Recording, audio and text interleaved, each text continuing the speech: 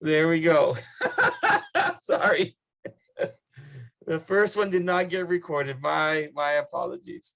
But we are recording now.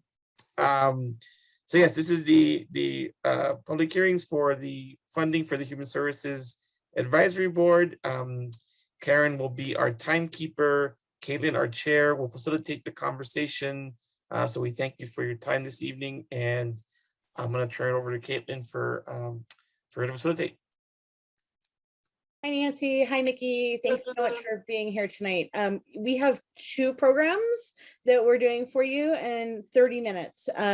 I am, based on our last one where we didn't quite split it, I'm going to suggest that we actually do a 15-minute timer and a 15-minute timer for each of them so that we can stay on track for the 2.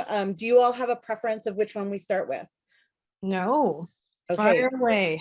All right, so I'd say let's start with the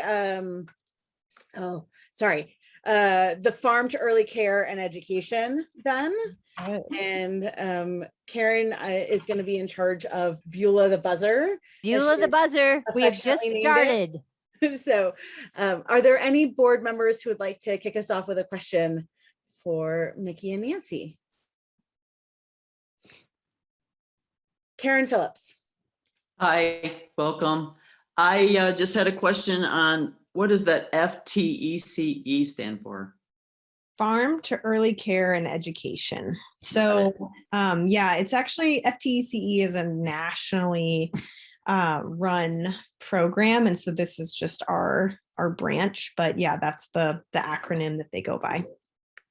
And then I was going to ask you, were you able to provide childcare centers during the pandemic? Yes. So 2020 was a really eventful year for childcare centers. Some of them had to shut down. Some of them were being leaned upon more than ever before with parents working from home. So we actually were able to, we shifted a bit of funding over so that we could provide more produce to childcare centers in 2020. And that continued this year with, similar services. And Mickey, that shift was with other funding that you obtained, correct? Mm-hmm, mm-hmm. And even though when they weren't operating, they still were getting the food, which was incredible. Yeah.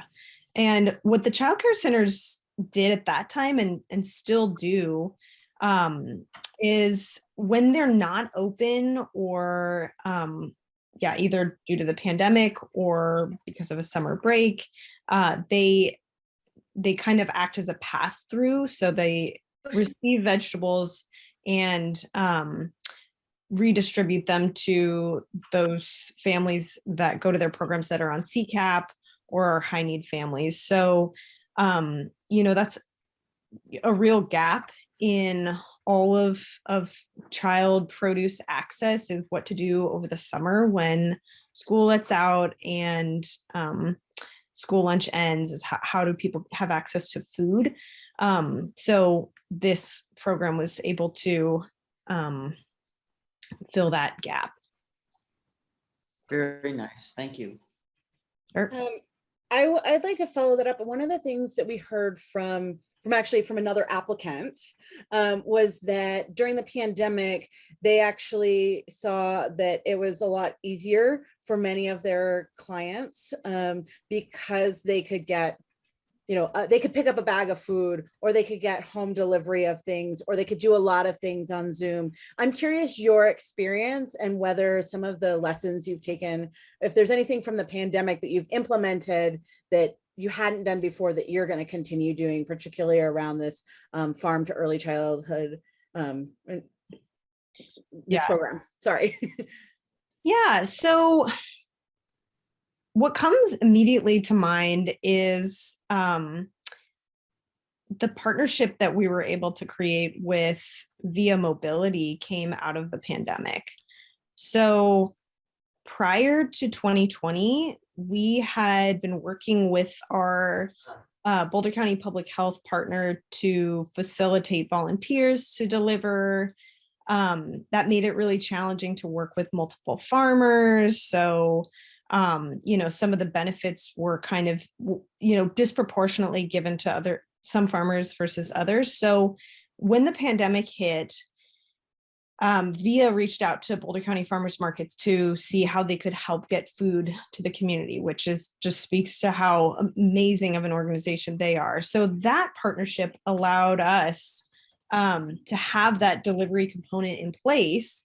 And then we built out a lot of infrastructure so that we sourced produce, built out the bags ourselves within our BCFM warehouse, and then, oversaw the delivery component with a little more oversight. So I would say that has been a silver lining for us, is that partnership that we've forged with Via Mobility. And beyond this application and beyond Longmont, it's allowed us to serve many other populations that really could benefit from a free bag of produce. And that's been the source of a lot of new exciting programs that we've launched since the pandemic. Yeah, and I want to mention right now I'm doing the food access bag configurations, which is really quite cool. I get to look at all the local farms and the produce that they have available, and then pick the best of the best, and come up with a really cool, with Mickey's guidance as a registered dietitian, a really cool bag of produce that has like 6 items in it or more for the farm to early care education. It definitely has 6 or more. There'll be, apples and all kinds of really great things. So that's been a wonderful thing that I've been a part of. And Nancy does a great job. I'll say that. We're also, it's kind of been nice that BCFM is doing the pack out now because of the bags that go to the centers, because it makes it a little easier for our childcare center facing partner who works at Boulder County Public Health to get recipes and educational materials to us. And that was a little harder to coordinate when the pack outs were happening on the farms amongst multiple farmers. So the deliverable that we produce is just much more coordinated, a better product for the centers. Karen, Roni, and then Deanna.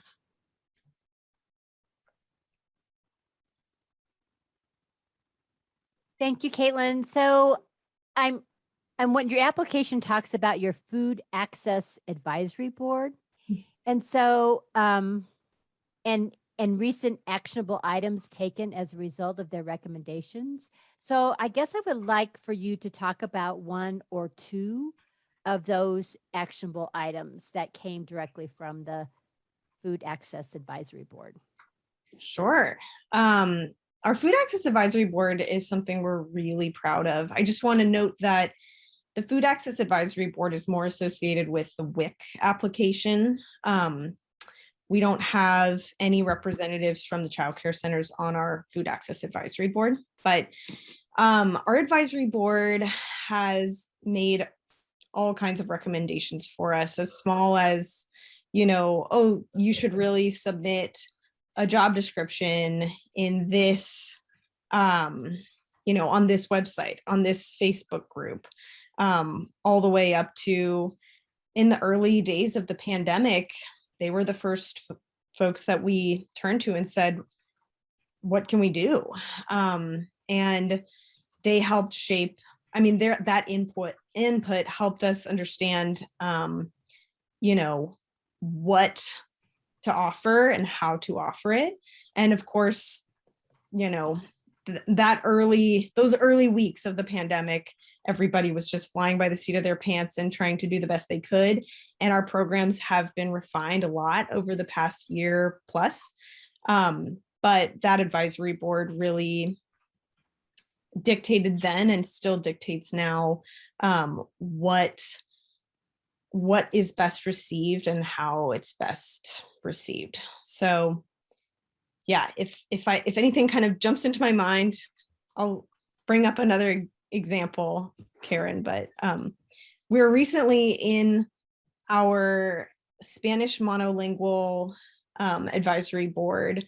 So we have a translator who is actually a participant. She has used our programs for a long time and served on our advisory board in the past. And she's also a professional translator. So she translates our meetings. And yeah, it's just a really wonderful way to, I mean, there's many ways that we do evaluate our programs, through surveys, through kind of creative projects, receiving weekly feedback, but this is a format where we really get to learn people's stories, which is really important.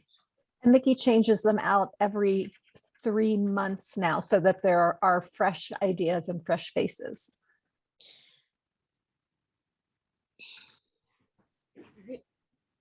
You're muted, Karen. I'm sorry. Oh, there you go.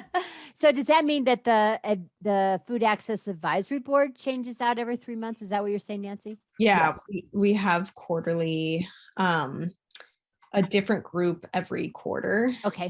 And then all of them go into this alumni base of, advisory people that have been on the advisory board, and they continue to be of service to our programs, and our programs continue to be informed by their input. So Great. Thank you. thank you. Deanna, and then Graham. I had a question about some of the funding. I noticed that in your application, you indicated that your losses in 2020 were offset largely with the PPP loan that was forgiven, and that you had started the year 2021 with some good reserves and some money in your operating account. I'm just curious about, I'm assuming when you completed the application, maybe you weren't really sure how sort of the summer had gone for 2021. I'm just wondering, because obviously there's no, at least right now, no PPP loans this year to replace possible funding that was lost. So I'm just wondering how it's going. Well, I'm glad Nancy's here. If you want to take this question, go for it. Sure, it's going quite well. We had a budget that was good, better, and off the hook. And we are currently right around in the off the hook. People have been coming out to the farmers market in droves, which is, where we get a lot of our operating revenue from. And so we are doing much better, and so much so that we were able to lower the fees, which we had increased for COVID to try to cover the loss in sales and all the extra costs. And we were able to decrease them back to the 2019 rate. So we are doing well and healthy, thank goodness. Yeah. Well, that's good to hear. Thank you. Thank you for your question. Okay, Graham. Thanks, Caitlin. Hey, Nancy and Mickey. I see that y'all survey routinely, it looks like both the childcare providers and the parents of the children. What exactly are you asking them? What information you're gathering? So that's a really good question. That survey is conducted by our Boulder County Public Health partner. She does a pre-evaluation at the beginning of every year, at the beginning of the year for brand new centers entering the program for the first time. And then for all the centers towards the end of the season. So right around now, she's starting to collect postseason data, which I've been trying to work with her to see if she can survey in the middle of the year in time for the application cycle. But the types of things she's asking is, what has this program done for your center in terms of consumption of vegetables, willingness to try new vegetables, what other questions are on the variety of vegetables? I can ask her to send the survey so that you guys can have access to every single evaluation piece, but it gets into the nitty gritty, like how many half cup servings of vegetables are the children consuming, And are they more than before? Yeah. So that's the primary thing you're looking for is there's over time an increase in variety and quantity. Is that Yeah. sort of what you're hoping to see? Yes. Yeah. It's really consumption data that's being collected. To Okay, help with the food insecurity. Mhm. gotcha. Thank you.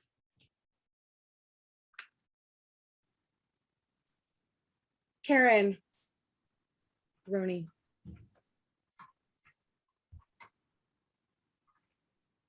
Never mind, I didn't have a question. I just didn't put my hand down. Oh, okay. And there's about a minute left. Eliberto has a question. Yes, Eliberto.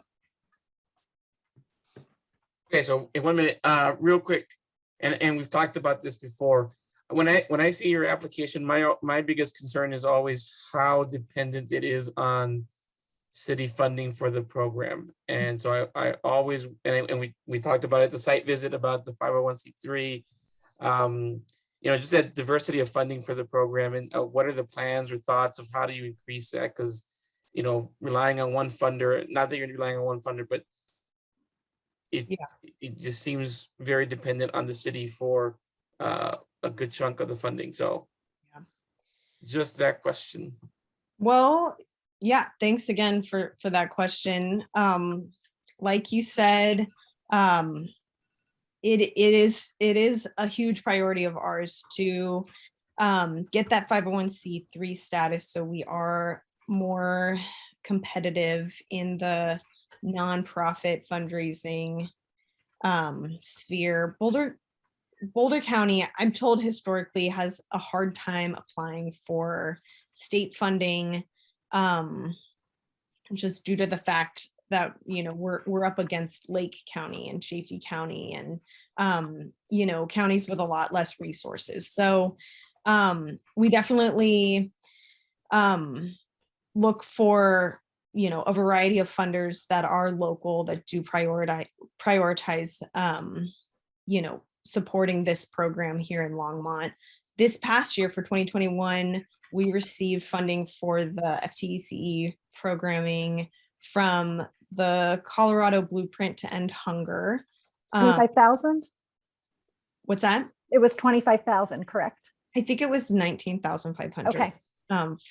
For that one. Unfortunately, that funding cycle is no more, or there is no more funding that they'll be offering. So that, and then we got a national grant to support Longmont FTECE from the No Kid Hungry Support Our Strength Foundation. So those were our funding sources last year. Both of them are not available anymore. So we're just, looking around for where else we can source to support these childcare centers, because there are more that would love to be part of this programming. So Caitlin, the buzzer did go off and I reset it for the next one so we could stay on time, kind of. So we are a minute and a half into the WIC Veggie Bucks program. Cool. So Thanks, real Karen. quick, there is someone. There is a Dina. Dina is with community food share. Okay, all right. Just want to make sure. Yep. Yeah,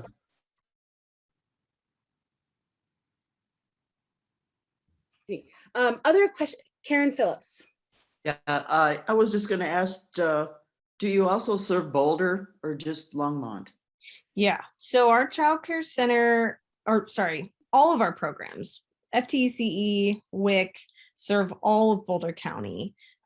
We also have a SNAP Double Up Food Bucks program that serves anyone with an EBT card from anywhere in the US. So yes, we try to be as comprehensive as possible with our programming, because we know that people travel around the county to come to our markets. And we're actually looking right now for a bit of funding that can kind of cover folks who live in Erie, right on the county line, or right just in Weld County, but still go to Boulder County WIC offices. So still want to take part in our Boulder County Farmers Markets WIC program. We're very, very careful to make sure that every dime from Longmont, I personally do that. Every dime from Longmont goes to a WIC participant that is from Longmont. They have to get a special sticker for their WIC card from the WIC office that has a rooster, I believe a rooster and an L on it for Longmont. So we make sure that each of our grants are spent on the specific municipalities that they support. Yeah. I was just wondering then why you don't ask for money from the city of Boulder. We have a lot of money from the city of Boulder, but it has to go to Boulder. It's a different thing. Okay. So yeah, Thank City of Boulder WIC families are quite well taken care of. And that actually can sometimes create a challenge with the fact that there are 2 markets in the City of Boulder, and the City of Boulder pays for WIC families to be able to go to the Wednesday night market and the Saturday market in Boulder and collect vouchers at each one. If they live in Boulder. If they live in Boulder. That makes it challenging because we know that we don't have enough funding to allow for that for all of the City of Longmont families. So, and sometimes can be tough to have, you know, a disparity there in what benefits are available through the program. But we are working really hard, similar as, you know, Eliberto was asking about funding source. Let me send an email out to everybody. We had some some unforeseen. We had somebody else join our meeting. Yeah, and then we kicked them out, and yes, so our guest is here as well. So I will send an email to the rest of the board right now.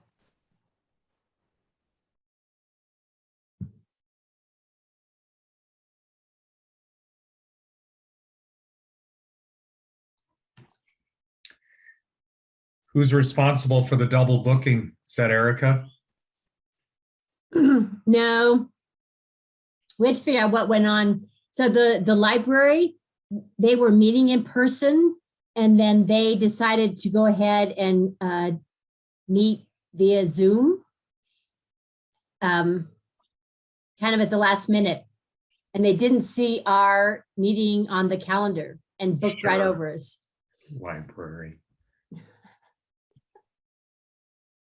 Such entitlement. I called Nancy Kerr and said, "Get off."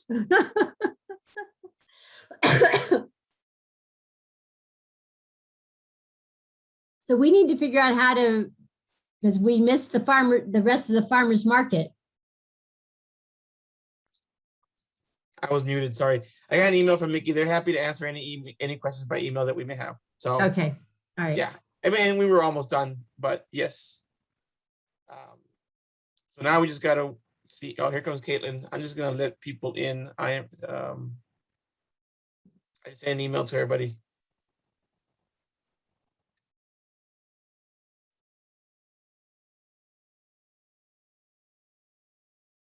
It's like the first time this ever happened. Well, I think it has happened in the past. It's just weird. It's like, well, where did we go? Where did everybody go? I was like, I'm surprised that this is the first time it's happened to us in like 18 months of Zooming, where like something got double booked. I was like, that's actually kind of impressive. I mean, maybe it's happened more to you guys, but still, we've had quite a bit with the hearings and everything. I was afraid that I inadvertently ended the meeting. I'm like, what button did I push? I was like, Karen really did not want to hear what was going on there, did she?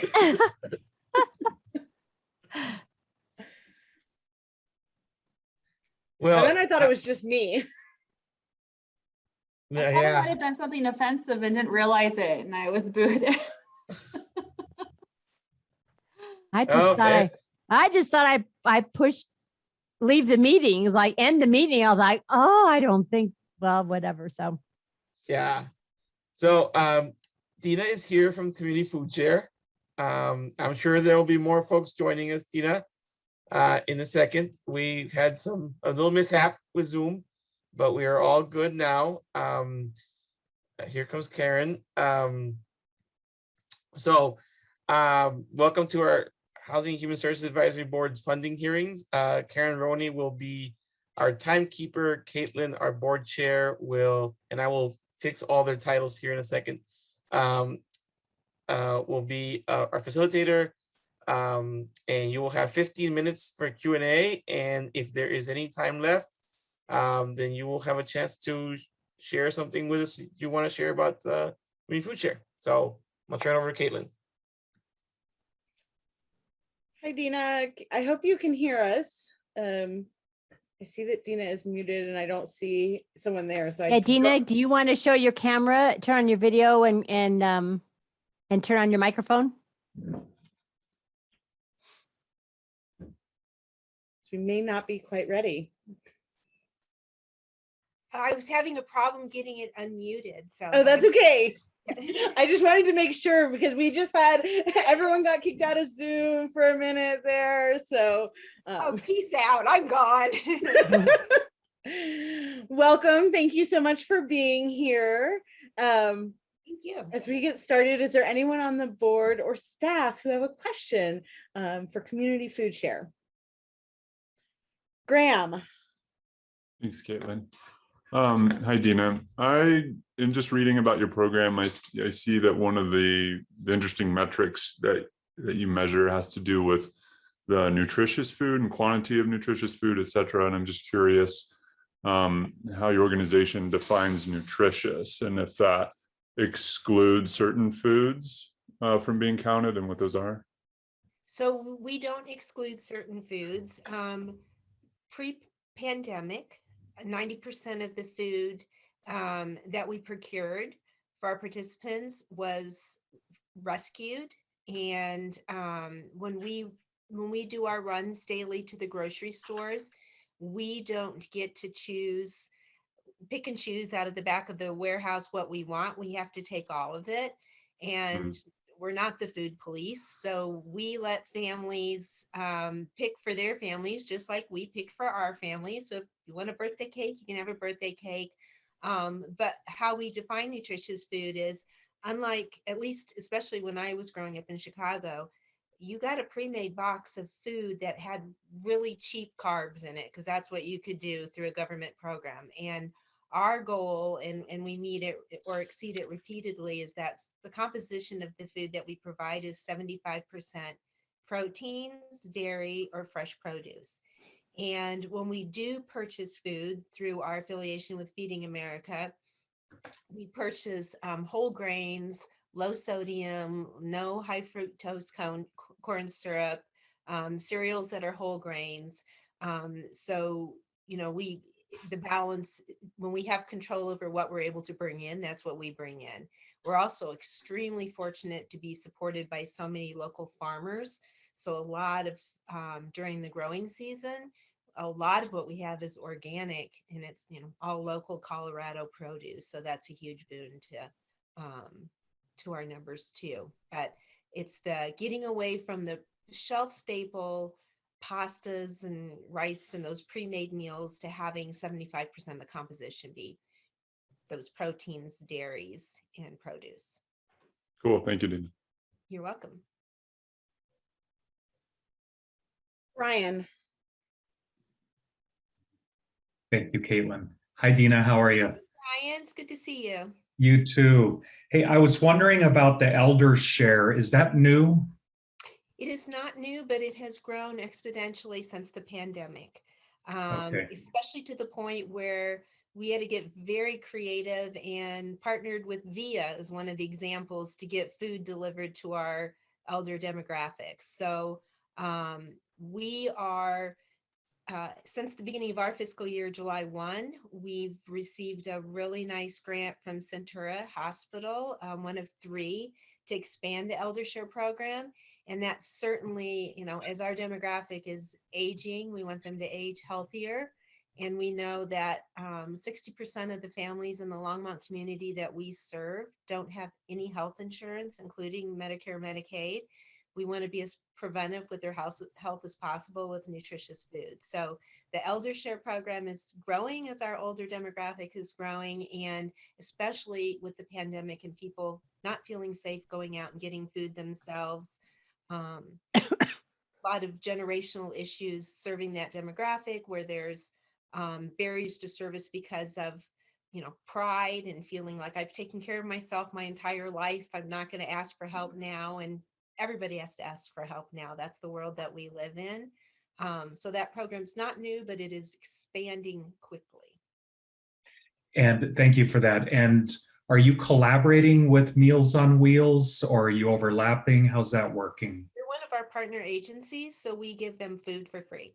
So Okay, got it. then we also partner with Bridge House in Boulder. And if you're familiar with Bridge House and their program, we give them the food. They're teaching people the culinary arts, and they're making pre-made frozen nutritious meals for 2 people, 2 servings, and sending them back to us. And then we're giving them to Elder Share and other programs. So a lot of the seniors that we saw, and not to generalize, but a lot of the men who have lost their partners who don't cook have really found it beneficial, because these are just pre-made heat and eat meals. So it's been a great collaboration. So yeah, we're collaborating. Great. Thank you, Dina. Thanks, Brian. Dina, one of the items in your application talked about the community liaisons program and some of the work that you're doing right now. A large part of what you're doing is really getting food, handling food insecurity and getting that to community partners. But you also mentioned wanting to address some of the root causes of food insecurity. And I wonder if you could talk a little bit about the community liaison program and how that fits in with your vision of addressing those root causes. So we have 2 efforts that are really integral to that. First and foremost is, I think we're in year 3 now. We got a grant from the Colorado Health Foundation that allowed us to create the Food Security Network. And what we were able to do is to bring in partners that work in the work in human services, and food's probably not their priority, but it all intersects, and trying to get that really holistic, diverse group of voices together. So that's been going on for 2 years now. And we've got participants along with professionals in all the different communities that are part of the Food Security Network. They're creating they have set goals. They're creating pamphlets and resource materials. We have a strong representation of the Latinx community in the Food Security Network. So that's one effort. And then the community liaisons that we are using are members of the community, the lay community, that we are reimbursing with gift cards and other incentives, but they're the voice out in the community, letting people know what the services are, where they are, how to access us. We've also received a grant in this last year, which is really important because Colorado's had very poor performance in SNAP enrollment. So now we have a SNAP enrollment person on our team too. That's another liaison and voice out into the community. So those 3 efforts, of course, it's been impacted by the pandemic, but the Food Security Network has not been impacted at all because they've been meeting virtually the whole time. So that has really moved forward and made great progress in the last couple of years. And we hired an outside person who's a contractual worker who's not part of community food share. So it's not like it's our voice that we're trying to push and project on this network. It's really just serving as the mediator and collecting all that information from communities. So it's really exciting. Thank you. Other questions from staff or the board?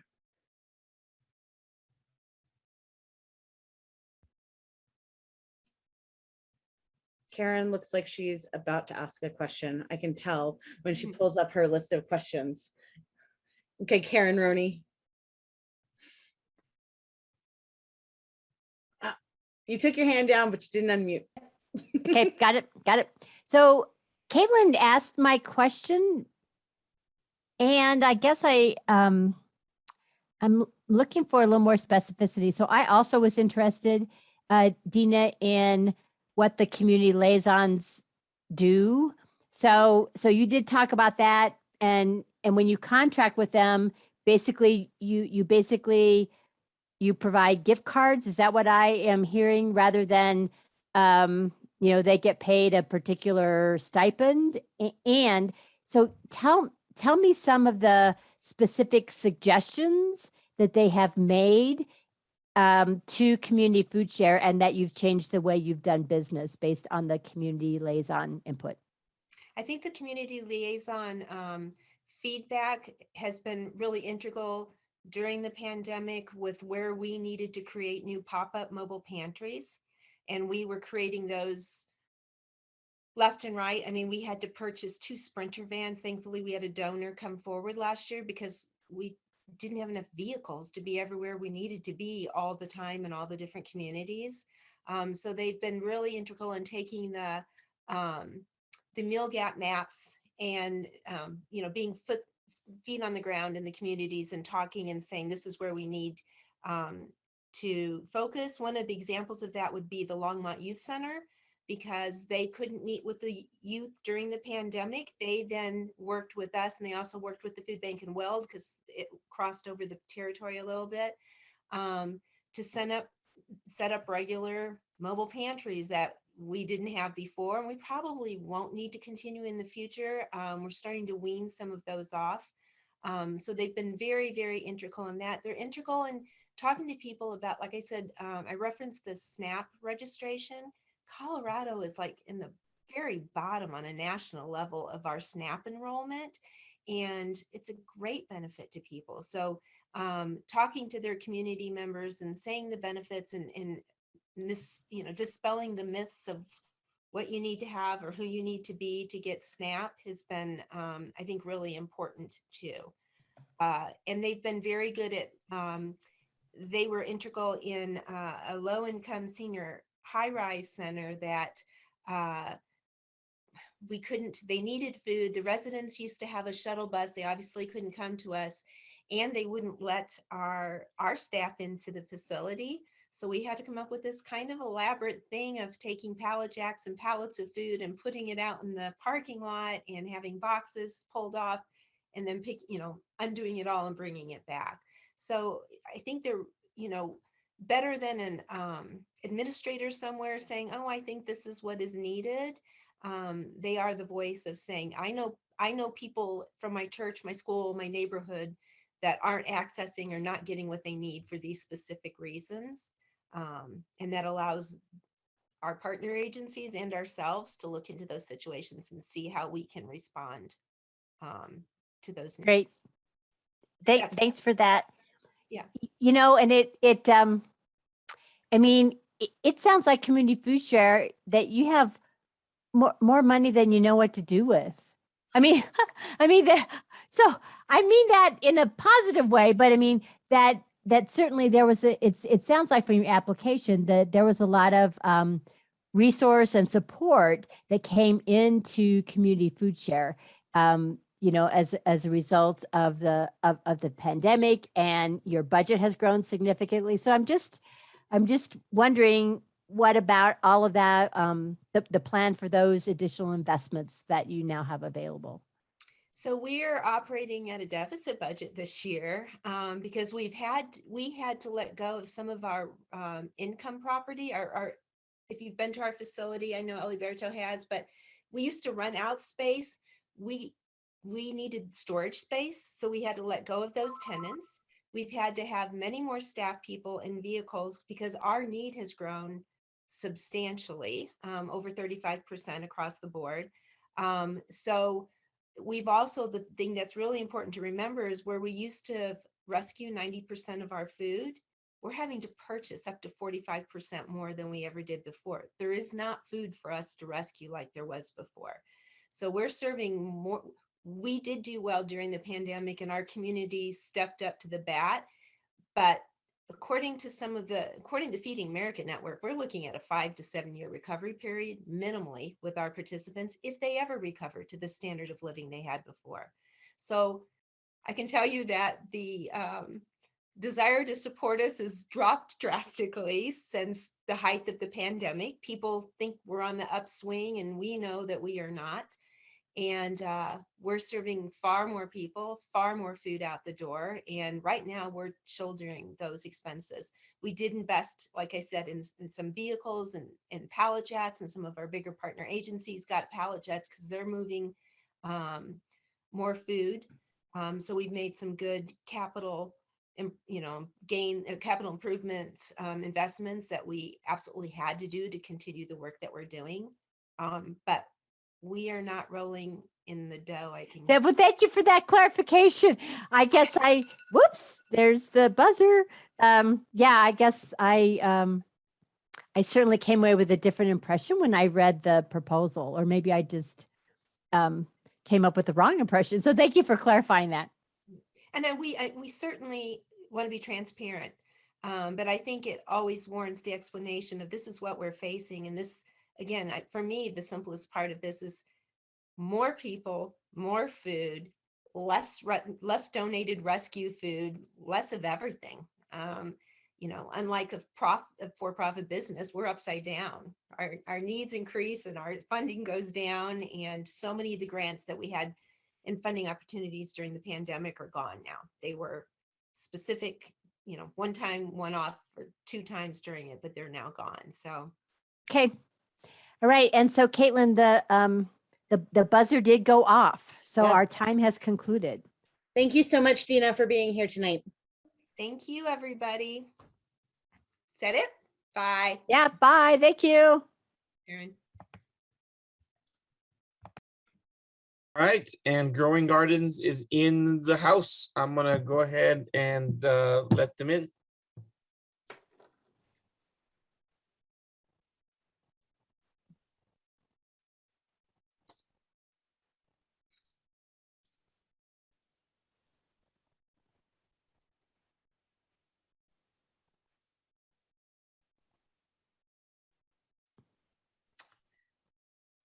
Good evening, everyone. My name is Liberto Mendoza.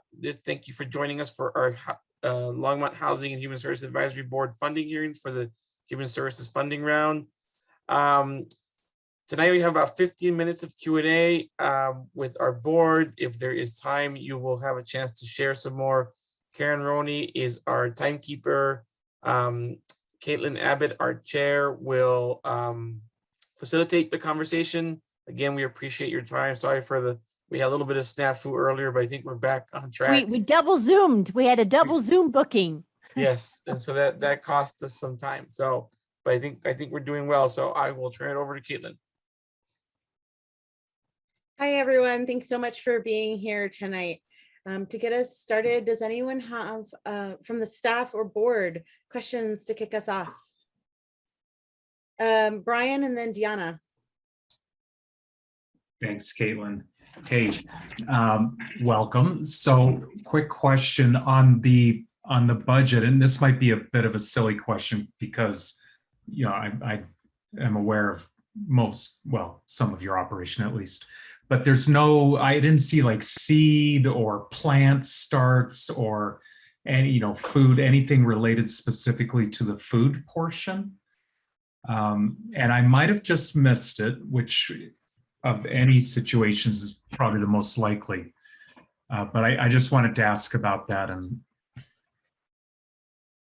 let me look on that, Brian. We definitely have those expenses. They should be in our budget. I think they're listed under supplies, might be my guess though.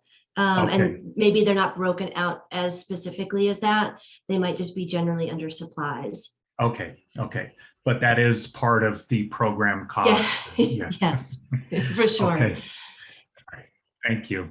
Yeah. Deanna.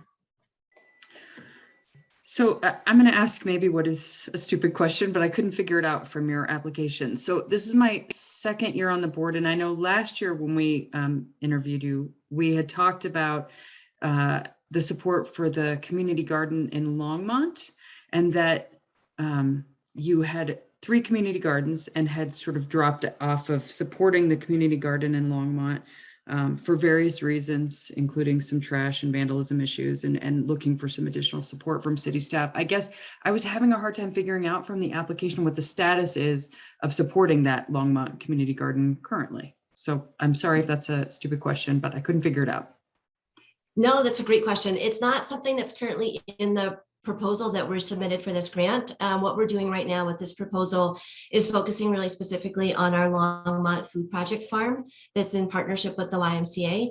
So that food, that farm grows about 10,000 pounds of food, which Tim is on this call. He's our farm manager out there. So that food gets donated to different agencies and individuals through our work trade program.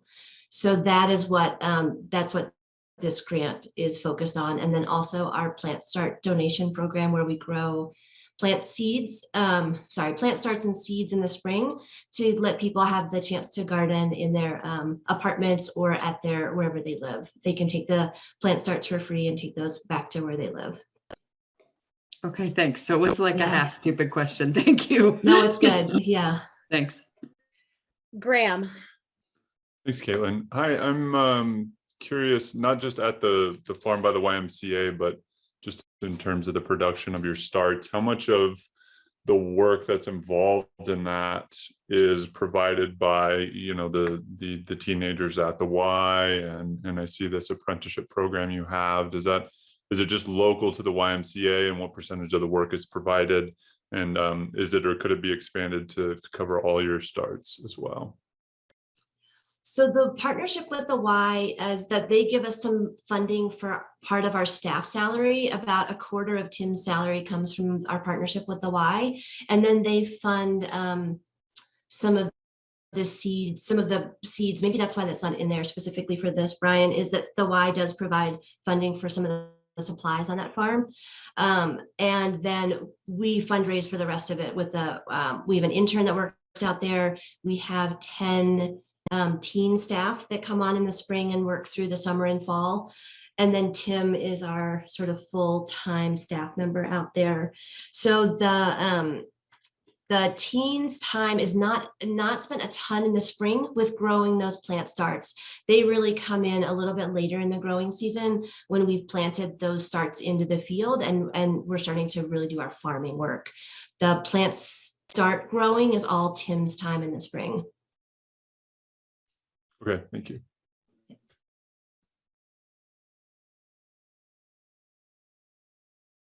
Other questions?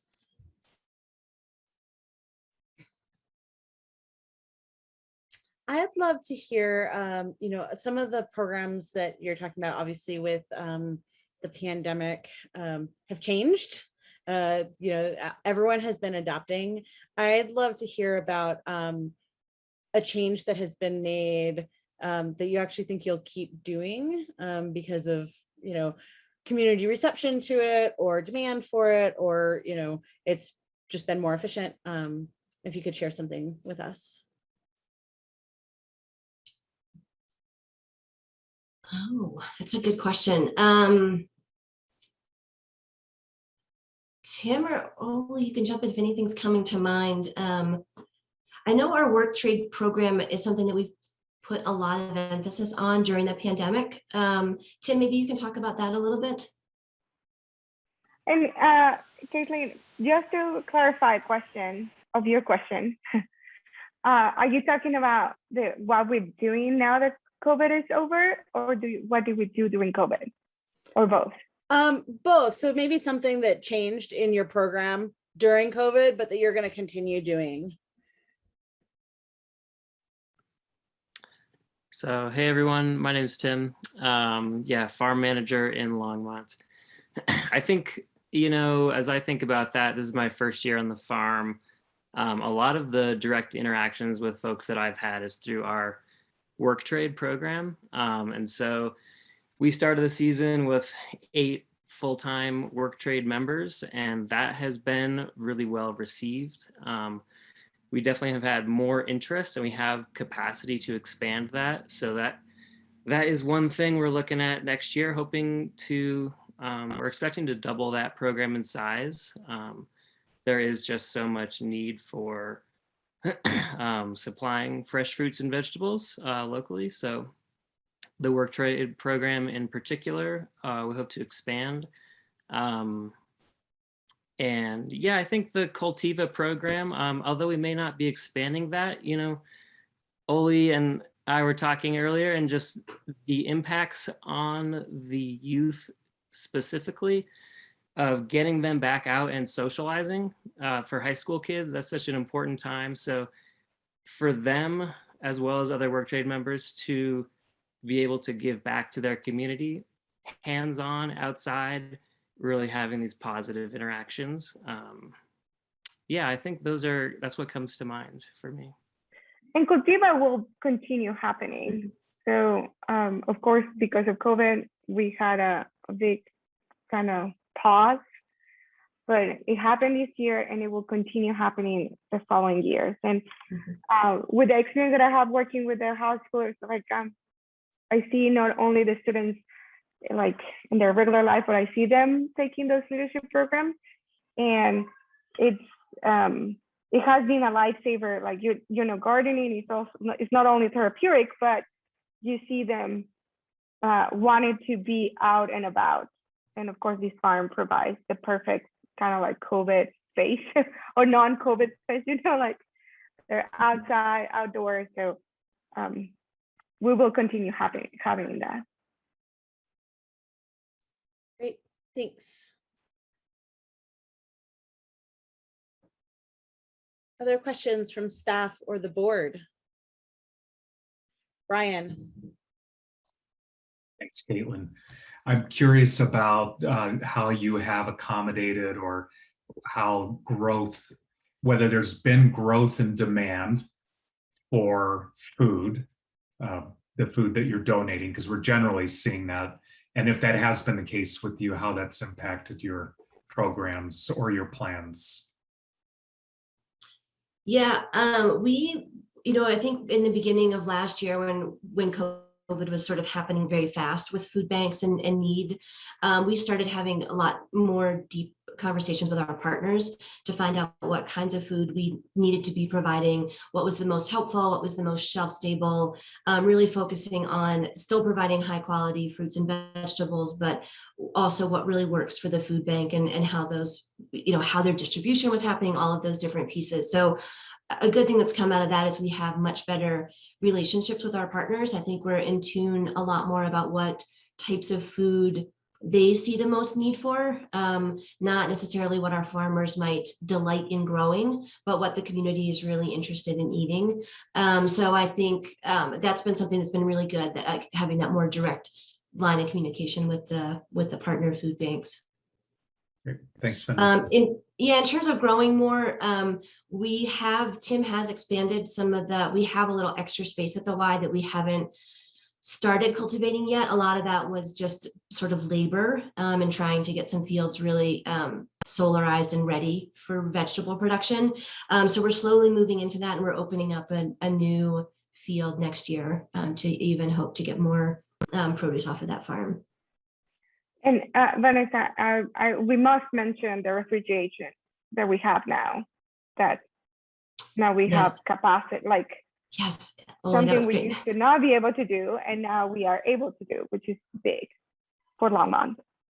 Yeah, we got a walk-in cooler donated. Oli, that's excellent. We got a walk-in cooler donated at the beginning of this season. Found some volunteer labor to help get it installed. So instead of having these like two tiny reach-in freezers on the farm, now we have this like 8x11 walk-in cooler. So it keeps all of our stuff a lot better. And so, just in terms of being able to hold food at a good temperature to make it last longer, we have that capacity now on the farm, which is really exciting.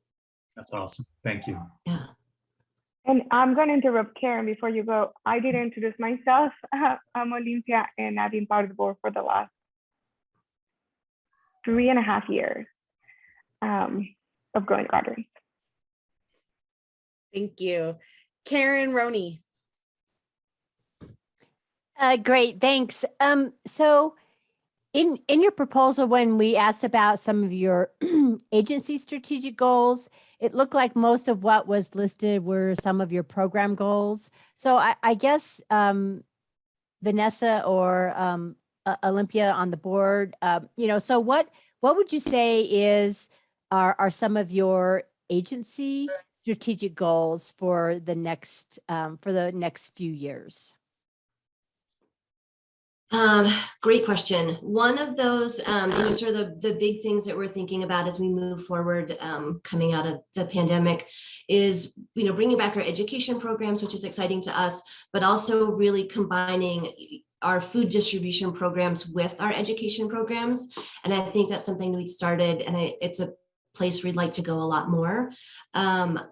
We've found a lot of great success in having more direct access to families and children, and talking about why it's important to get excited about fresh food and vegetables, especially with kids, like why it's good for their bodies, how it helps them be healthy, how they're making those choices throughout their life. And then as we have those deeper conversations and get to know more of the families and the children, then if those are the families that we're providing that produce to on a weekly basis, that's where we really see our impact, sort of leapfrogging ahead. Instead of just having educational programming over here, which is great, and having food donations over here, which are great, really trying to streamline those two together is as a direction that we'd like to go in. One of the things we mentioned in this grant is starting with younger kids, with some of the low-income preschools that are within walking distance to the farm. We have the Wild Plum one, we have the one at the Y, and then the Timberline one are all right there. Tim started this fall and did a little pop-up farmers market type setup where the families at pickup could come shop for free with the preschool students and their families and take stuff home. And the kids were really excited. The families were really excited. I think that's something that we're really looking to do in the future, is deepen those relationships and start with those really early families that are right around the farm, as we're trying to build up our community and who we know that's right next to where our farm is.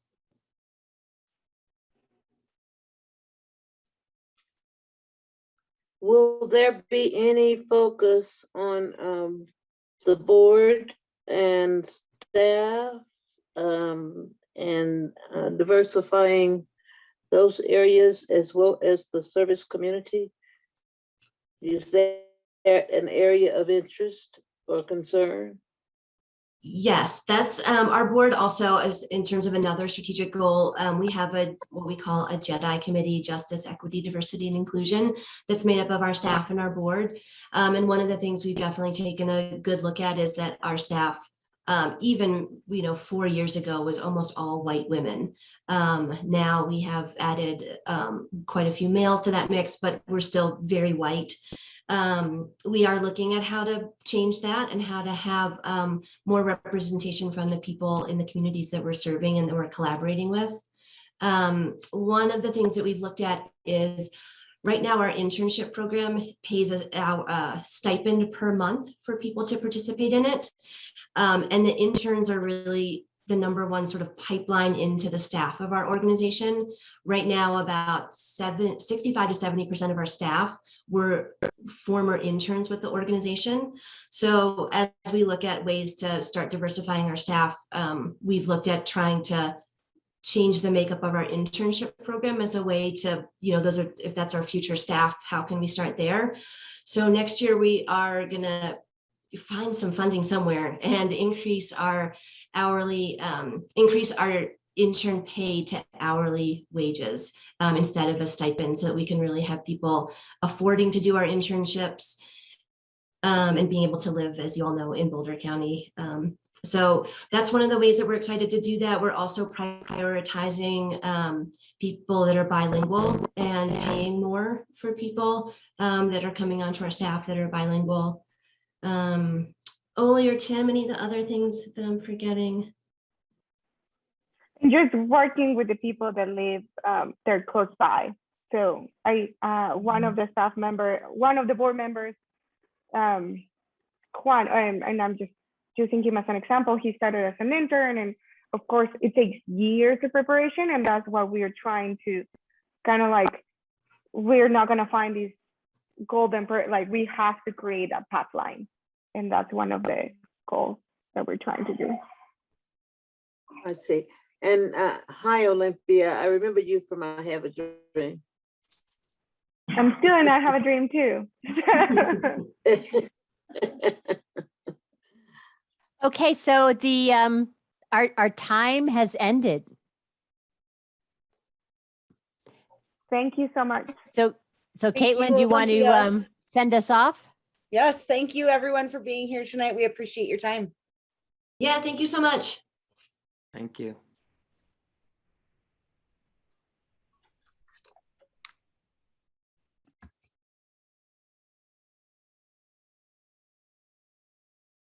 All right, well, welcome Shakita.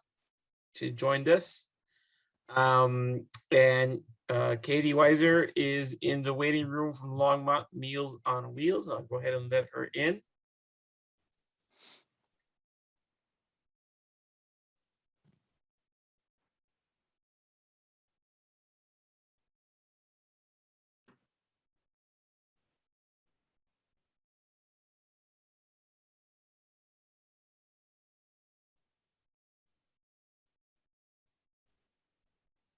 Oh, and here comes Carla too.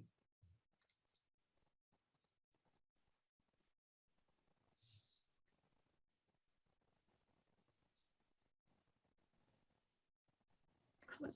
Hello. Hi, Katie. Hi. And I think you said Carla was coming in. Yeah. Yeah, I'm She- here. She is here. So thank you for joining us this evening on Zoom. Sorry, we're a little behind. We had some little mishap with the Zoom account earlier, but we're catching up.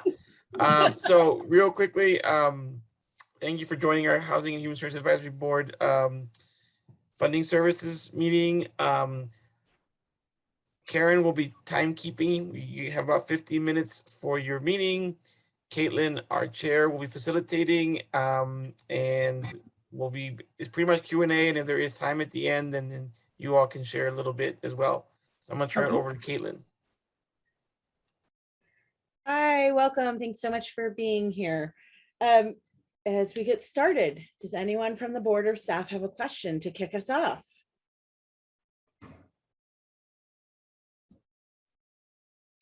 Karen Phillips and then Brian. Welcome. Thank you for being here. I just was curious about what kind of training your volunteers get and how do you go about being a volunteer? First and foremost, our volunteers are background checked because they are going to the homes of a vulnerable population. So they do need to be background checked. Anybody who is volunteering in the kitchen needs to be over the age of 18. And anybody who is out and about delivering meals has to be 18, but that person can bring younger people along with them. So that's the first thing. People who are trained for the kitchen, we do a version of so all of our staff are ServSafe certified, and a number of our staff are also ServSafe manager certified because it is a professional kitchen that falls under the auspices of the county health department. And for anybody who is going to be volunteering in the kitchen, we send them to a tutorial training session, and then we have created a test that they have to take that mimics the ServSafe, but we just don't have to pay the fee every time if we have made the questions ourselves. Then as far as training for home delivery, a lot of it is on the spot. They show up that day and we train them. Some of it's done, it can be done over the phone, but a lot of it has to be done in person.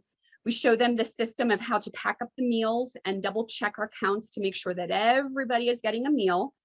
We explain to them that we want to make sure that they're balancing, the health and wellness safety check piece of things, but also, again, making sure that the person who is last on a particular route is still getting a hot meal, so that it's not in the danger zone as far as food temperatures go. So there's a balance there. We're teaching the volunteer what kinds of things to report back on that are concerning so that staff can follow up. Those are the important ones. Wonderful, thank you. Brian? Katie, I've got a question also on volunteers. I know Sure. that some organizations have really had a hard time finding volunteers lately, and particularly with such a robust kind of set of requirements. Are you also having that situation? Well, and then on top of it, what made it complicated was that in September, we returned to 5 days a week delivery and in-person dining as an option. And so actually I would say that was more of a challenge than anything else, but it was probably compounded. And so we started working on volunteer recruitment for that bump up in about July. And so, you know, and we were crossing our fingers that something wouldn't change and it would be all for naught, although we're pretty good at kind of keeping people warm and like in the holding pattern and don't forget about us and come back when it's time. But we were really glad that we were still able to continue forward and not disappoint anybody. I thought we were done, but my our program manager, I had asked her if she wanted me to do a couple more things. And just last week she said, nope, I'm kidding. The holidays are coming. I need you to do some more. So we're right now, we're exactly perfect, which is a little scary. We need a little wiggle room.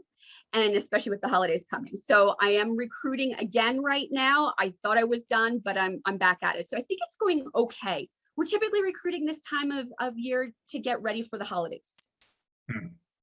And you're not seeing issues with people like not wanting to spend time indoors right now with other people or anything like that? So we have, even though we went back to 5 days a week delivery, our kitchen volunteers are back to in person, but they already have to kind of be spread out for just efficiency of workspace. And we were hoping to allow our delivery volunteers to fully come back into the building and pack up their meals. But with the Delta variant, we were afraid that they would linger and want to chit chat with each other because they're a social crew. And for some of them, that's their social club as well. And so they come into the building, but only into our receiving room to pick up their bags that are already packed. And we ask them to check the counts of their meals back at their car. So, yeah, so it's really only our kitchen volunteers that are really in the building. We do, of course, everybody is masked up in the building all the time, and everybody is masked up when they're going into apartment complexes. We've also asked that even if they're staying outside somebody's door, that they also mask up when greeting a client. And we return to masked up requirements for apartment buildings before the county did anyway. We try to kind of anticipate what's coming. Great. Thank you. In your in the demographics of your clients served, you know, I think one of the largest populations obviously is aging adults, but there are also young kids represented in there. I wonder if you could talk a little bit about that and sort of the programs that you offer that might hit others besides aging adults in our community. Sure. So first and foremost is our Project Homecoming, where we serve 5 free meals to anybody returning from a hospital visit or an outpatient treatment. And that also covers expectant moms who are coming home from the hospital. And so we actually have a partnership with Project Genesis, which is one of the county youth programs, youth and family programs. And then if there's older siblings there, or again, just, you know, a mom who is coming home from the hospital and has a little one, they get included in our meals for a little bit. Also right now, there's nobody in, we discovered a gap in services during COVID that we are happy to step in and fill, where if somebody has tested COVID positive and doesn't have reliable transportation to go to one of our partner agencies to pick up meals, and they need something delivered, there was no agency who was able to deliver. And so we are delivering for low income folks who have tested positive for COVID and can't get out for food assistance elsewhere and can't afford to have food delivered in. Carla, who else am I missing? Am I missing anybody else? I think that's the main groups. And we do have numerous right now that we are feeding that have younger children. So anybody who has children that are of a young age, of course, we're going to make sure that everybody in the household gets fed. So Katie, I think, met pretty much all the groups. And I'm sorry you guys can't see me. I don't know what happened. All right, thank you so much. Karen Roney.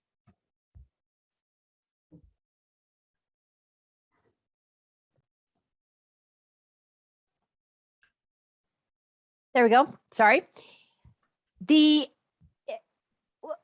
So what are sensory friendly meals? Oh, I'm glad you asked. I am too. Yes, yes. It was one of those wonderful diversity trainings that our kitchen staff had to get, because a lot of time it's the office staff who gets the pleasure of being involved in diversity training. But this one was for kitchen.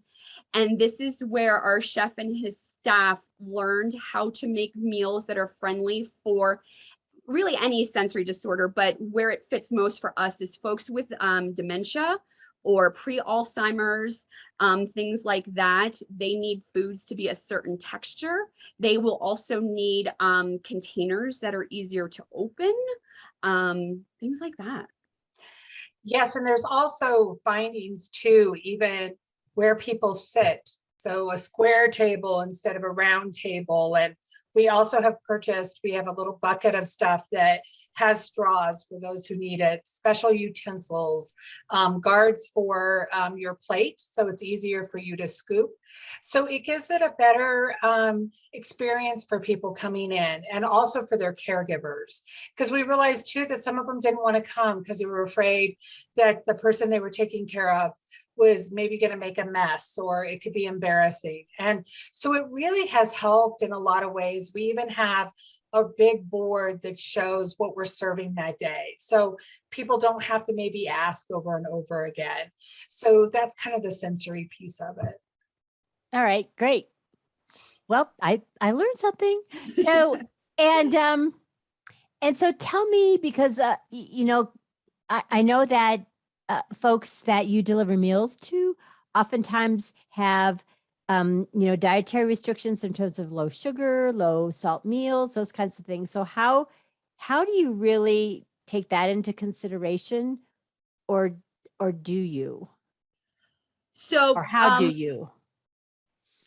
Carla, I'm not sure exactly where we are with that because of COVID restrictions, because that has changed throughout COVID, depending on how strapped our staff was. So Carla, you go ahead and answer where we are right now. So we actually, all our meals are low sugar and low sodium now. So if you're diabetic or not, you're going to get the same meal. So we do not add bread and we do not add desserts. And we try to keep everything so it's within a certain amount of carbs.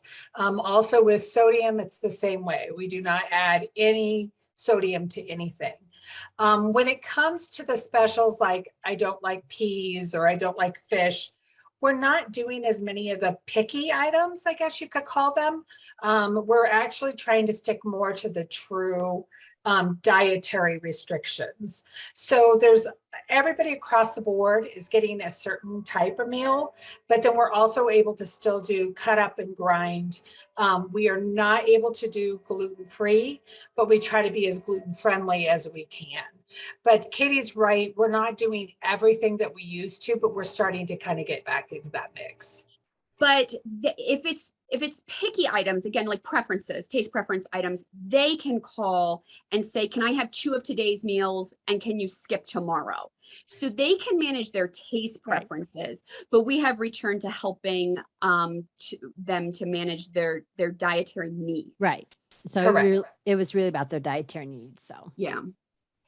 So Caitlin, I have a couple other questions. Is that right? Can I continue on? I believe so. I don't see other hands. Is there anyone else waiting for a question?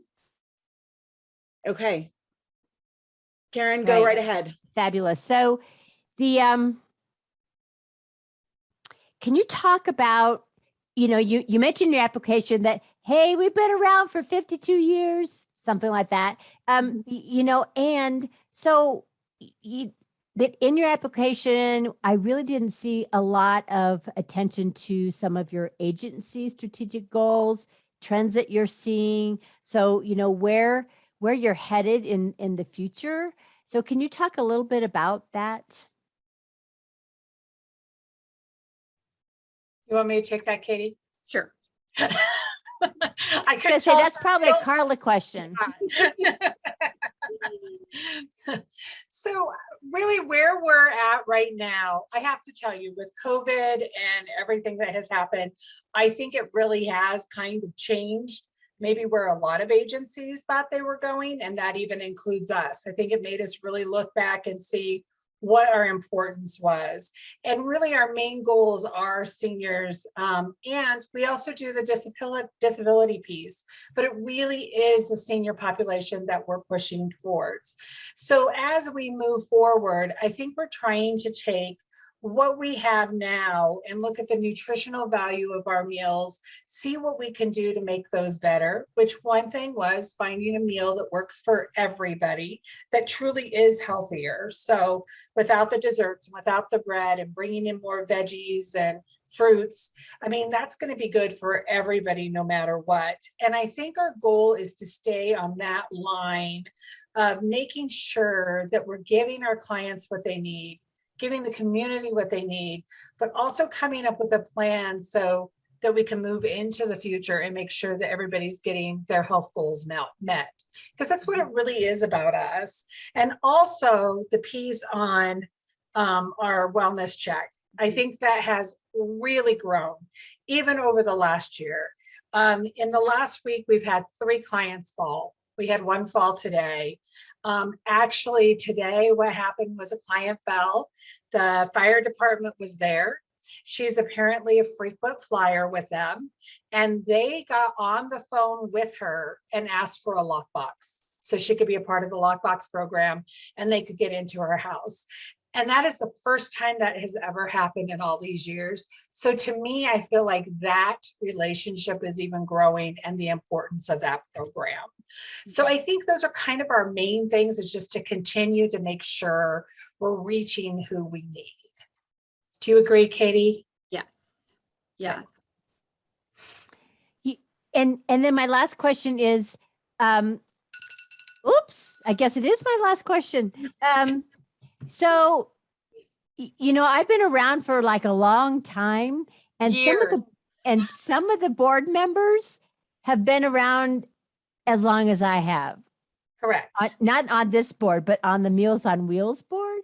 Yes. So, you know, do you, and I probably have asked this before, so do you not have any board terms? Can I serve on the board forever?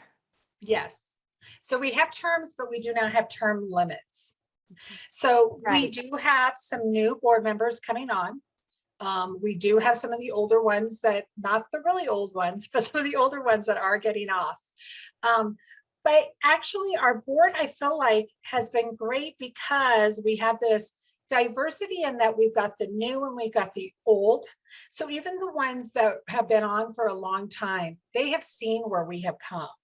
And I even think about the 20 years I've been with the organization and how much we've changed, how much we've grown in that amount of time, that it actually even helps having some of those people on there that can talk about what we used to be and when we weren't making money and when we weren't doing what we, you know, really wanted to do, to now where we are in a good place to be able to serve the community the way we are.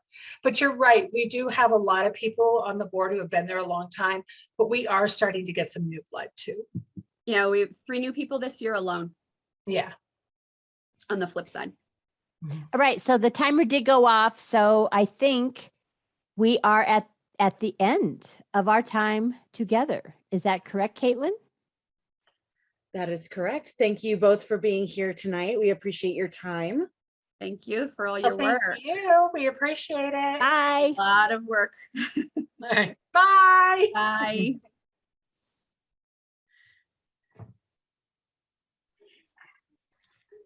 Karen Roney, that almost sounded Carol Burnett-ish.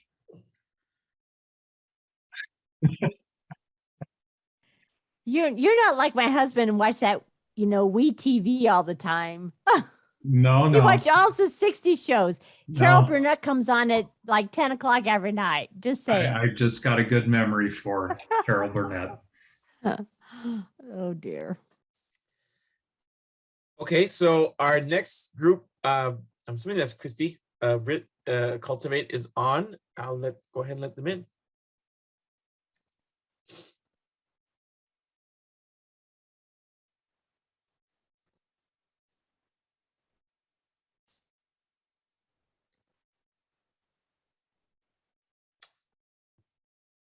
Hmm. Who did you say the next one was, Eliberto? It should be cultivate. Boulder County Care Connect. Right, yeah. Got They it. used to be called Boulder County Care Connect, here and they- now they're Cultivate. Right, here they are. And, okay. Oh, there she is, Christy. Okay. Okay. Here I am. Good evening. Hi. So welcome, Christy, to our Housing and Human Services Advisory Board Human Services Funding hearing. You're going to have about 15 minutes of Q&A with the board. If there is time at the end, you'll have a chance to share whatever you want to share with us. Karen Roney will be timing this meeting, and Caitlin Abbott, our chair, will facilitate the question and answer time. So welcome, and I'm going to turn it over to Caitlin. Hi, welcome. Thank you so much for being here tonight. To get us started, does anyone from the board or staff have a question? Brian, followed by Graham, and then Deanna. Thanks, Caitlin. Hi, I am wondering, with the isolation of seniors that was being experienced through COVID, do any of your services kind of address that component, or are they just not really in that area? So actually, even before COVID, that's exactly what our programs did beyond just the direct service piece. Our volunteers, and of course in 2020, we had to make some modifications to how we delivered services just to make sure, we were keeping our seniors safe and everything, and our volunteers as well. But the connections that are made between our clients and our volunteers really do get to the core of that isolation piece. Now that we're back to delivering our services in home, we're back to really being able to make those connections again and having those personal check-ins with our clients. In December of last year, we launched a pilot call program. It's still in the pilot status right now. We're just, we've got preliminary notice of funding to create a database to really track the progress and be able to match our volunteers and clients and things. Once we get that in place and really assess the resources, I anticipate that it's going to become a permanent program. But it's basically a companion call program. We've seen a bunch of them pop up across, everywhere. But our volunteers are calling the clients just to check in, just to chat. We do give our volunteers an orientation beforehand as well, that, if there are things that are of concern that maybe you're picking up on, that you feel like need followed up on, if the client needs some additional resources, please send that back to the office, and we're following up on all of those as well. So we're really trying to make it an opportunity to go beyond, even if a client doesn't need a direct service, that we're still giving them the opportunity to check in. And it also gives our volunteers, many of which are in that senior category, so some of them still aren't comfortable coming back out, it gives them an opportunity to connect too, because they still want to help, they still want to volunteer, and they can do this in the comfort of their own homes. Thank you. You're welcome. Graham? Thanks, Caitlin. Hi, are all the services volunteer-based, or do you hire some of the work done? No, all of our programs are volunteer-based. So there are 8 full-time staff, and what we're doing on the back end is running background checks on the volunteers, making matches between the volunteers and the clients, and we're running all the programmatic pieces. We're on site at the grocery store so that there is a staff overseeing all of the process. But all of the services in and of themselves are delivered by volunteers. Okay, thank you. And Deanna. So I had a couple questions about the demographics of the clientele that you serve. So in looking this over, I can see that you're tracking the ages of people that you're serving, the genders of people that you're serving, but you're not tracking the race and ethnicity of the people that you're serving. I looked, this is my second year on the board, and I looked at my notes from last year, and it looked like, I think those numbers were tracked last year. But there was some discussion about how your clientele wasn't incredibly diverse. And so we had some questions about how you were getting your clientele. And this year they're not being tracked at all, which makes me, I guess, a little concerned that those numbers maybe aren't great. So I don't know if that was just an error in the application, or if you stopped tracking those numbers, or maybe you could just explain that. Yes, let me explain that a little bit better. We typically, in the past, we've tracked it as a voluntary piece. A lot of our clients didn't fill it out. This past year, because of the increase, when we had such an increase in enrollments in March, April, May of 2020, we were processing applications just to get people through, just to get them to start services as quickly as possible. And so a lot of those demographics were not filled in. Sometimes we'll go back and try and backfill them, and we didn't have that opportunity to do that. So for this year, that is correct. Our demographic information is very lacking. At the same time, and we just actually had our strategic planning retreat on the 11th of this month. Our big focus for this upcoming year and then really ongoing is our DEI commitment, and really what are we going to do with that? So historically, really the only demographic that mattered for us to provide service was 60 plus. But we recognize that, and especially with the diversity of the board and the staff that we have right now, we have a really awesome opportunity to do something with that instead of just saying, hey, we're diverse. So we're really making a plan to come up with a way to be able to survey our clients and our volunteers to really get to the heart of what is our true demographic information. And that's not just race and ethnicity, but that's going to be our LGBTQ status. That's going to be those demographics, the diversity that matters. And then we can really get that baseline and go and make a much better plan to say, okay, this is where we're truly at. Because again, while our intent was just to get our services to 60 plus, you know, I very much recognize, and that's why it's a huge priority to really just infuse that into all that we do, that there are so many of these demographics and the diversity that we really need to get our services out to. But at this moment, at this point in time, we don't know what that truly looks like in order for us to make that better plan. So our first step is to get a baseline that is much stronger than what we have now.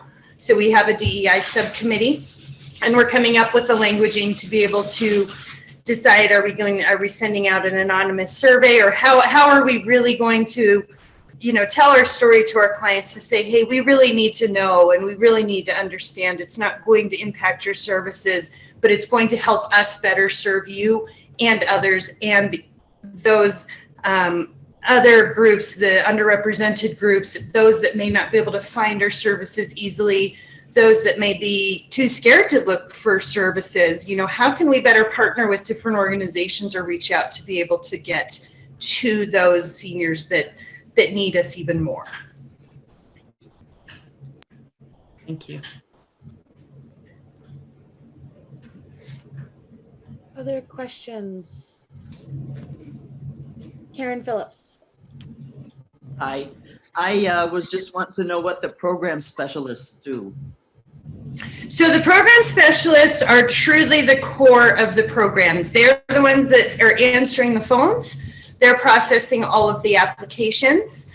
We have to have a certain amount of information before we can start services.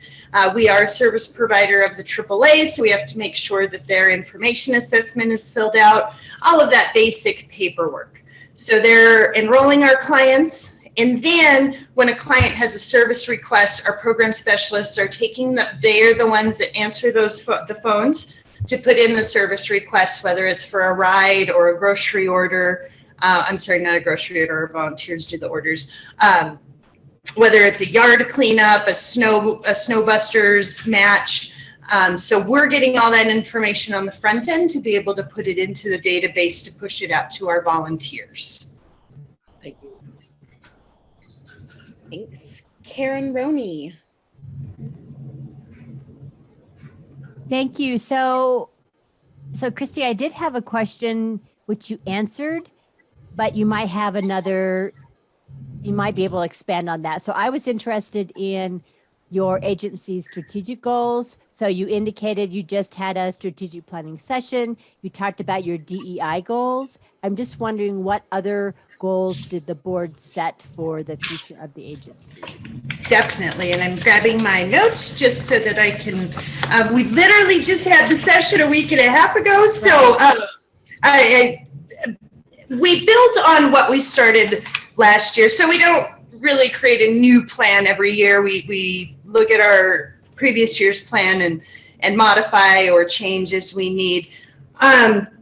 So our one of our goals is and let me find the wording here, and this is going to be, and we're coming up with the actual diversity commitment, and that will become our goal, but really a whole organization commitment to diversity, equity, and inclusion, creating equitable access for all.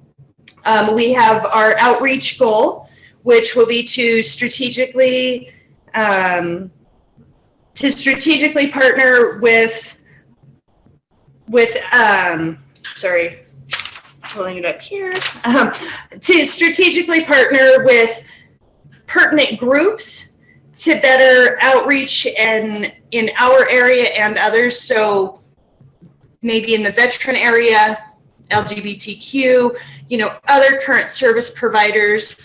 Within that outreach, really, though, that kind of encompasses a bigger emphasis on some business partnerships, perhaps some corporations, businesses that share our goals for serving seniors, and then combating vulnerability. And one of the outcomes from that last year was to begin this companion call program that we did in December, but really continuing to look at how isolation or what are those vulnerability components? What does that, what can we identify? How can we survey better to continue to identify what those vulnerable points are, and what can we do as an organization to help support or provide resources for that? Okay, all right, great. So, and then my last question was, it looked like the agency has been doing some deficit spending the last couple of years, not a significant amount, but I just wonder what your agency strategy is to really continue to turn around your just in terms of your financial sustainability.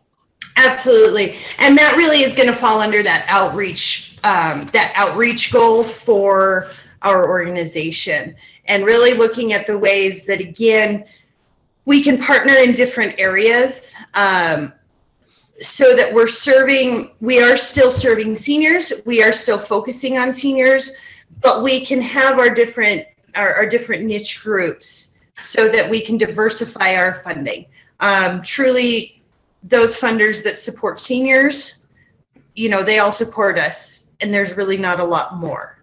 So what other pockets can we identify that we can, partner with and move parallel with, so that we can look at opening up our potential for funding from perhaps veterans organizations for, because we have a big pocket of that. But again, it all kind of flows together, because a lot of that also falls within the DEI and setting that baseline of who we're serving, so that we can really better tell that story to those funders that don't, so that we're not just looking for funding from senior service organizations, that we can get to those other areas, because we'll be able to really represent who we're serving. All right, thank you.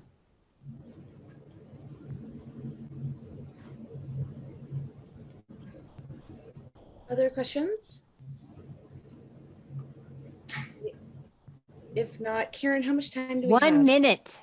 Okay, if you want to take 1 minute to let us know anything else you'd like the board to know as we're considering your application. Definitely, just as I mentioned before, we were very fortunate through COVID to be able to continue to provide our services.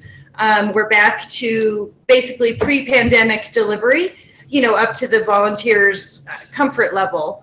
But just, programmatically, we are going strong. We have a good, cadre of volunteers still, and we are still seeing an increase in enrollments every month for services. So definitely, we feel good about, that we are filling that need and it is still out there.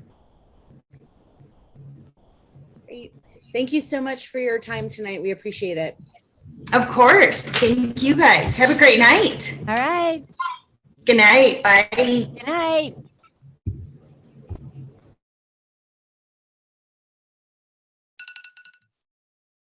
All right, and our final agency is on the line. So we had nobody miss today, Karen. Yay! I know it's been a weird year. So I will go ahead and let Bruce in.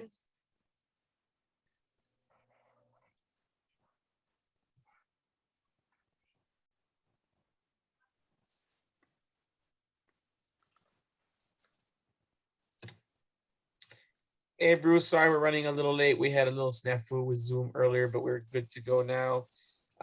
Thank you for joining us. This is our Housing and Human Services Advisory Board public funding hearings for our human services funding.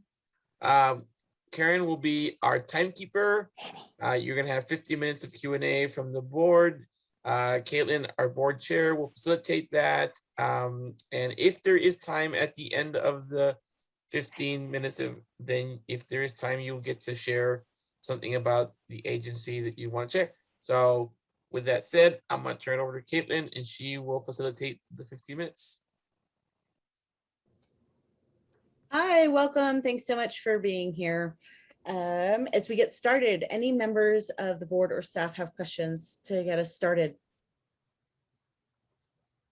Brian. Thanks, Caitlin. Hi, Bruce. Hi, Brian. How are you? I'm doing well, thanks. Question about Zoom. I think your agency, as well as many of our others, have started using Zoom and teleconferencing much more.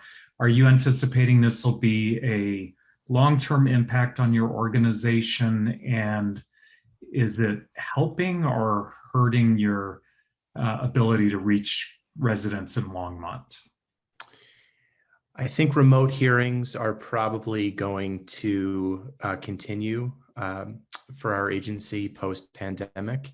We found that it's allowed us to better serve clients. They don't need to drive to our office or our office in Longmont. It's also enabled collaboration between attorneys. It's easier for more than one attorney to participate in a client meeting. So one change we've made this year is I've been participating in all of the initial consultations with one of our staff attorneys.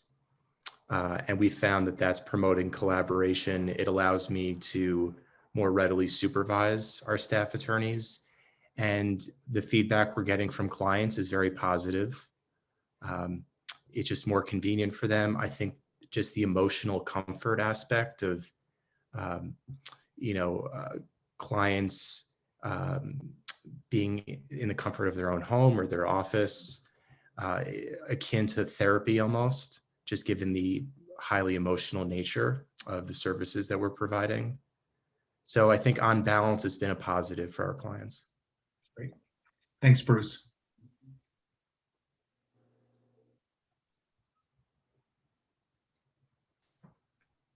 Other questions? Karen Phillips. Hi, Bruce. I just was curious, do the courts suggest to people your services? They do. So we've made contact with all of the self-help litigant coordinators at the Boulder Justice Center, as well as other jurisdictions in the Denver metro area. The family court facilitators, who are the court employees who help self-represented parties in divorce and child custody cases, they're all aware of the services that we provide. So yes. Great, thanks. Deanna. Just curious if you're seeing a huge uptick in the eviction issues this quarter, and what your sort of organization's plans are for that. Probably is, I mean, I would anticipate that those are going to be pretty significant needs going into this quarter and next quarter. Yeah, so we have seen an increase in eviction filings since the Supreme Court invalidated the CDC moratorium. That was back in late August, early September. I think most commentators were expecting a flood of evictions. We haven't really seen that. And I think the reason for that is Colorado's been pretty good about distributing the federal rental assistance. And the city of Boulder has a pretty good program up and running to facilitate that money, getting in the hands of tenants who need it. As many of you know, the city of Boulder voters passed the ballot initiative last November, the No Eviction Without Representation ballot initiative, and we're the sole provider for that program. So we have attorneys appearing at the eviction returns in Boulder and Longmont every Friday morning.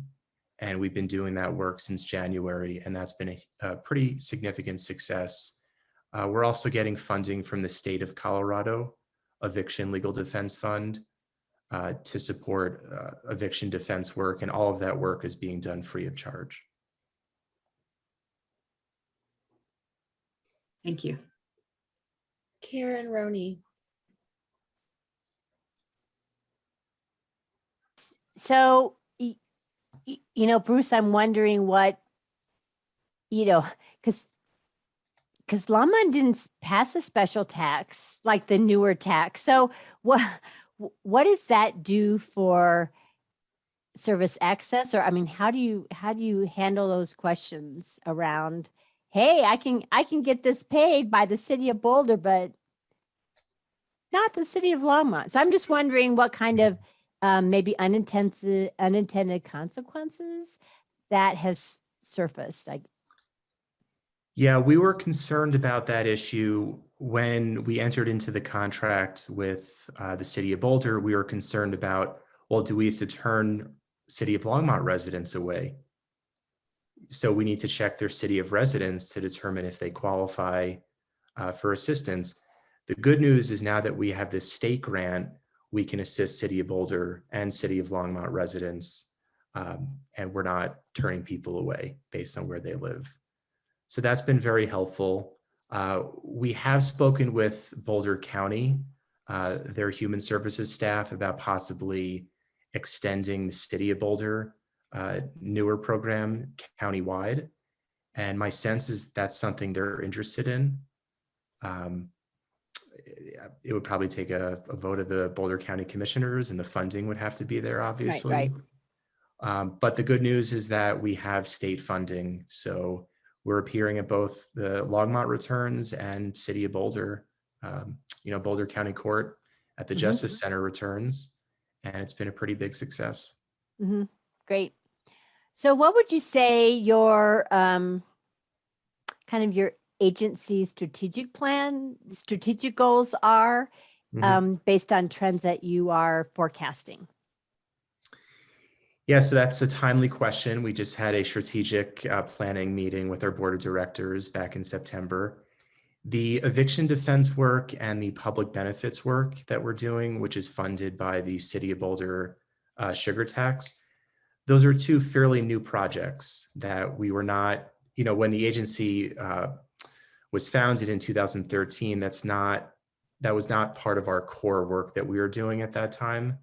So we have made certain adjustments based on available funding. To answer your question, I see us expanding our services outside of Boulder County in the coming years. assisting even more people in pre and post-decree family law work. I just hired one of our contract attorneys to be a full-time staff attorney, focusing on domestic relations work.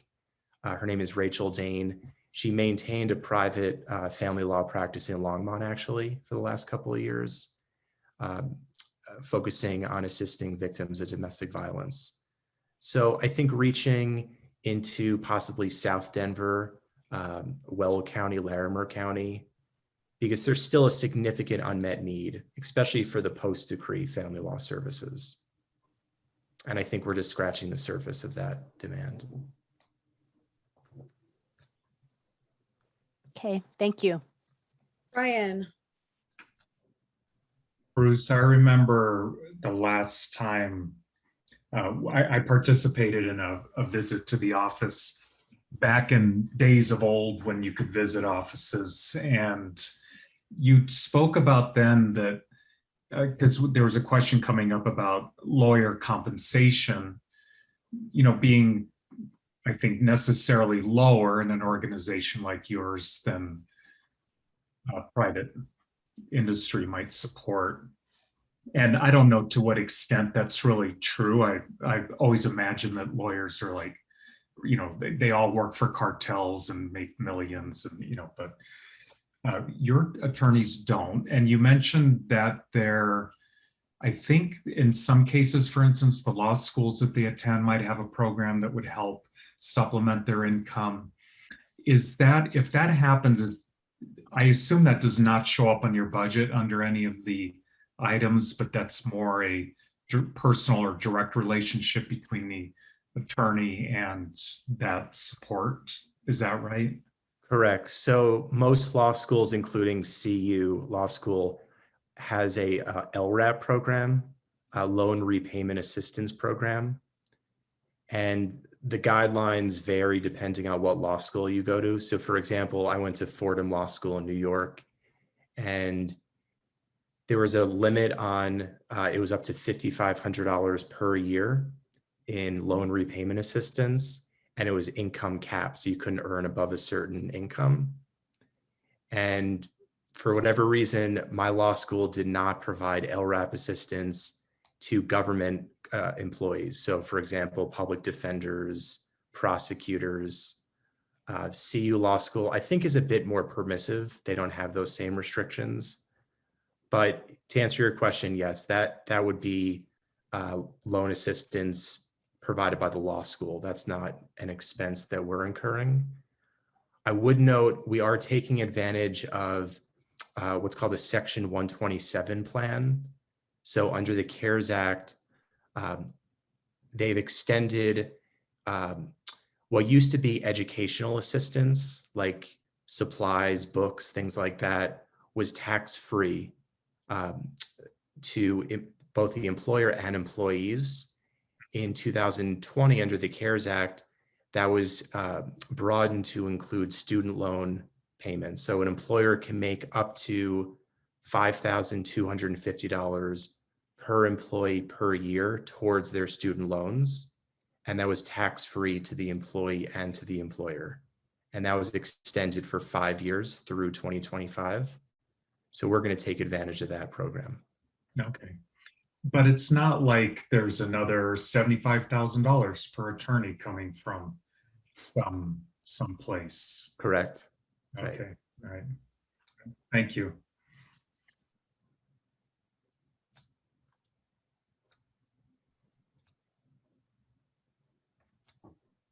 I don't see other questions. Karen, how much? Karen might have a question. I can't tell. She had the look like she was about to ask something. I do. Hang on. So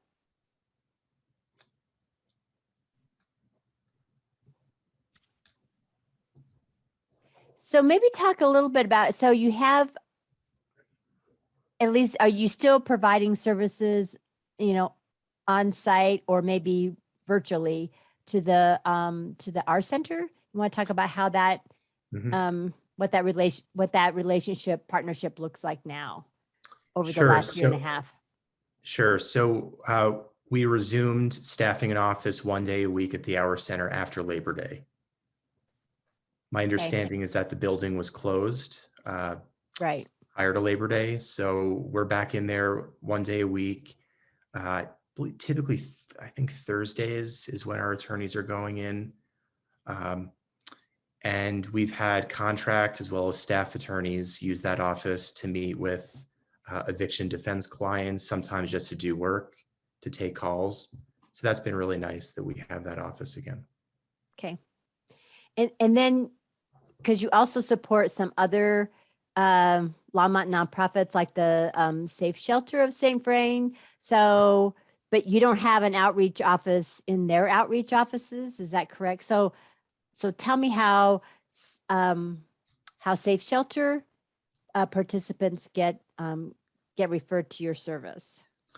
Sure. So we don't have a physical office at their location. We just have the downtown Boulder offices and the Hour Center physical office. So we have a contract with Safe Shelter.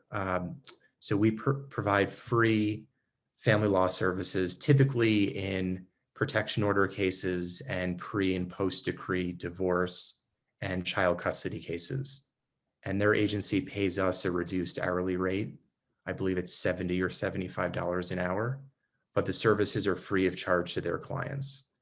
So typically what would happen is they would reach out to us and say, we have a client that needs legal services in your area of expertise. Could you take this case on? And then we'll do a conflict check, and assuming there's no conflict, we'll take that client on. Okay. Thank you.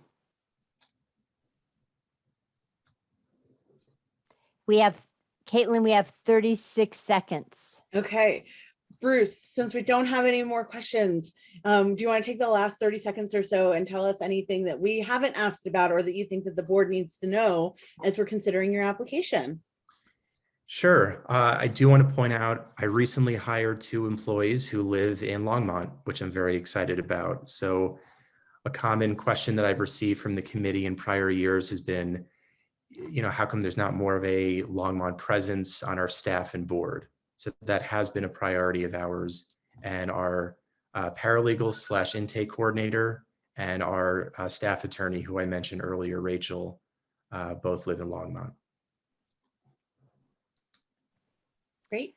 Okay, the timer just went off. I heard Beulah. Did you hear the timer, Beulah? Thank you so much for your time tonight, Bruce. We really appreciate it. You're welcome. Thank you. Thank you, Bruce. See you. Good night.